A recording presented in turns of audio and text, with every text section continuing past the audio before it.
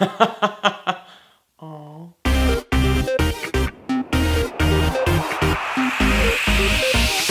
Ginger Runner. What's up, everybody? Ethan Newberry here for another GingerRunner.com review. Today we have the Pearl Izumi E-Motion Trail N1 shoe. This thing is a beast, a very comfortable, soft, supple, flexible beast, which I love. I think it's a really fantastic trail shoe. I think it has some things going for it that no other trail shoe has. Obviously, I've worn it a lot. It's extremely dirty. I've raced in this thing. I've climbed Mount Baldy in this shoe. It's durable, comfortable. It has everything I want in a trail shoe and more. So let's review this thing.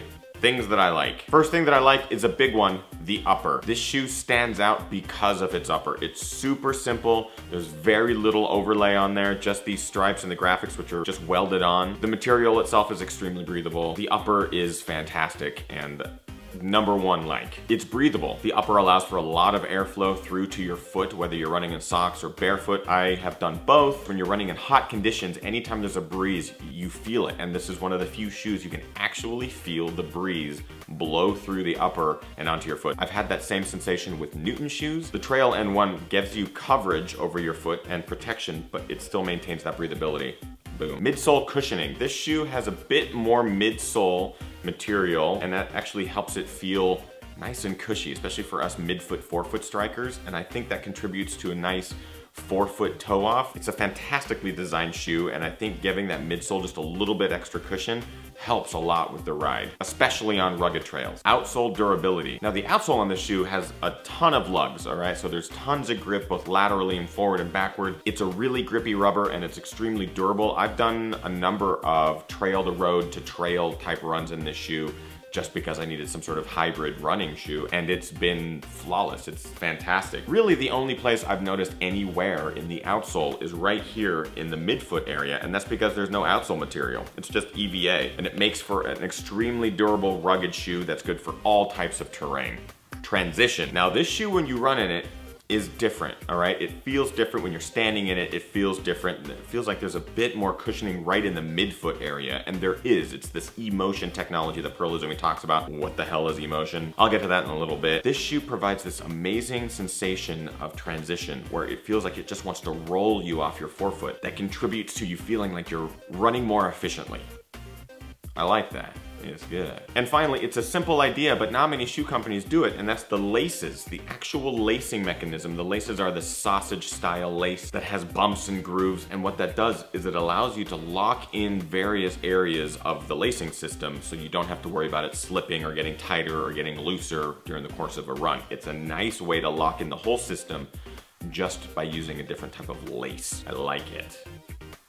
What's with all the clicking? Okay, there's a couple of things that I dislike about the shoe. It takes a bit to get used to. Now this can be said about any shoe, right? But this shoe in particular, when you put it on for the first time, it's a different sensation that you get from any other shoe. The base is wider, the midfoot is wider, the heel is wider on that outsole material, so you have a real nice stable platform, but you also feel like you're up a bit. You're stacked up off the ground higher than maybe what you're used to, especially if you're running in a reduced running shoe or a minimal running shoe. I will warn you, it takes a couple runs to get used to. For me, it took probably a good week of running in the shoe before I went, oh, that the shoe was working with me and not against me. The toe guard. The toe guard here in the front of the shoe has a real sharp edge to it, and if you have longer nails or any sort of toenail at all, it could catch on that ledge depending on what size shoe you're wearing. I had it happen a couple of times. I cursed the gods. I trimmed my toenails and still found it bothersome occasionally. This is a big dislike.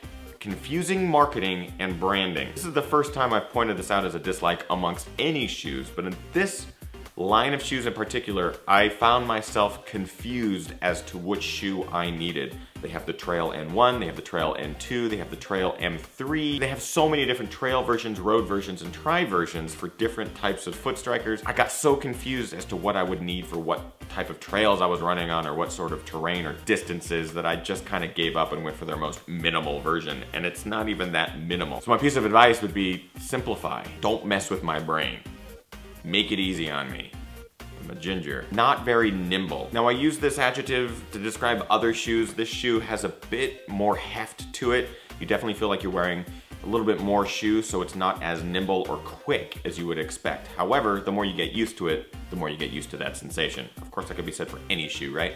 But when I put a shoe on, I hope that it would make me feel fast right out of the box. This one just takes some getting used to. Upper durability. The upper being so simple and being made of just this simple, flexible mesh material, I was expecting it to wear out a lot sooner than it did. I'm getting some holes on the outside of the forefoot area. Not gonna necessarily hamper my running at all, but it could very well allow dust and rocks to get into the shoe, which in turn would give me blisters, which in turn would make me angry, which in turn turns me into the Hulk, which in turn makes me break buildings.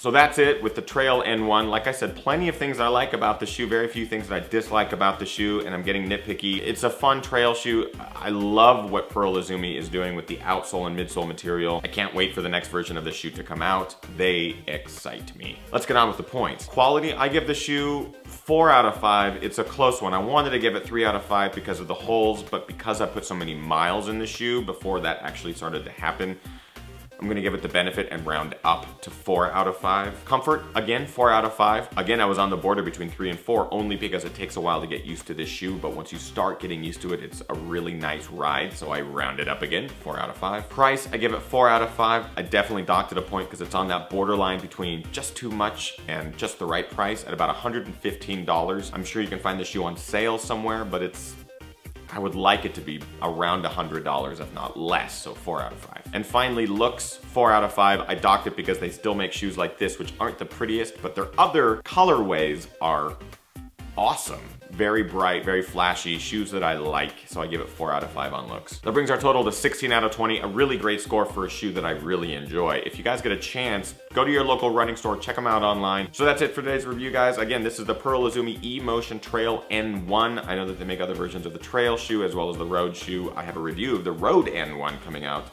You might want to watch that one as well. So I hope you enjoyed it. If you did, please like and favorite this video. Do not be afraid to subscribe to this YouTube channel. I am posting new videos all the time, people, every single week. So be sure to subscribe so you get those videos in your feed. I'm also on other social networks, Twitter, @TheGingerRunner. Go like me on Facebook, facebook.com/TheGingerRunner, and of course, GingerRunner.com. I've got blogs, race reports, videos, everything going up there.